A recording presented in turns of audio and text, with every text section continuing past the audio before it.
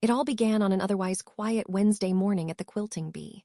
A battered box, no return address, just a single wax seal of a dinosaur skull wearing a thimble arrived at the back door.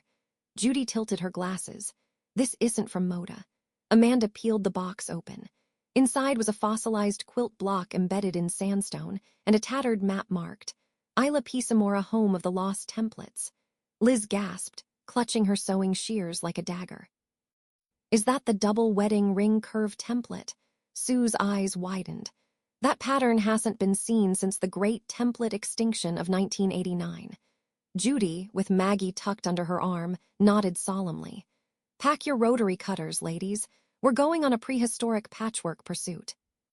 After a questionable charter flight, 2 boats, and a ride in a vintage 1980s golf cart, the crew arrived at Isla Pisamora, a lush, overgrown jungle where fabric vines draped from trees and prehistoric sewing machines rusted under ferns. They were greeted by Dr. Bobbin Grant, a retired paleosuist. You're looking for the DWR curve template. That's bold. It's deep in the Quiltosaur nesting grounds. And it's guarded. Amanda blinked. Guarded by what? A distant roar interrupted. A thundering sound echoed through the forest. Phil, sipping from a travel mug, paled. I think that was a seam ripper Rex. The Quilting Bee crew pressed on, macheteing through jungle vines shaped like bias tape. Judy sketched clues into her notebook while Sue used her smartwatch to scan for unusual magnetic quilting signatures. Liz, of course, sewed emergency mini-blocks at every rest stop just in case they needed a quilt offering.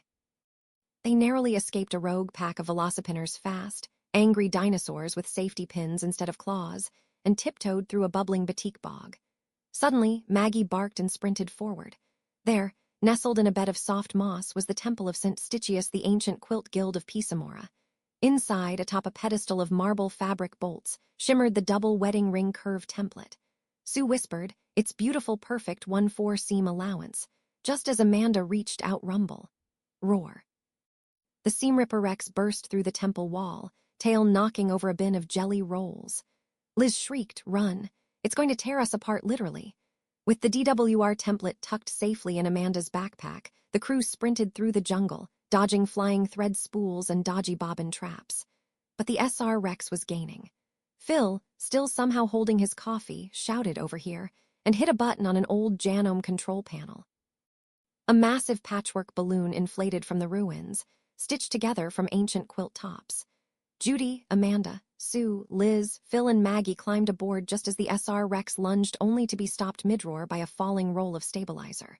Floating up and away, Amanda exhaled. Weeks later, the shop unveiled the newly drafted Jurassic Love Double Wedding Ring Quilt Kit and a bonus adventure zine. Liz hung a framed photo in the shop, the crew holding the template triumphantly, with the SR Rex lurking in the background, wearing a measuring tape around its neck like a trophy. Judy added a sign beneath it. Do not underestimate extinct patterns or determined quilters.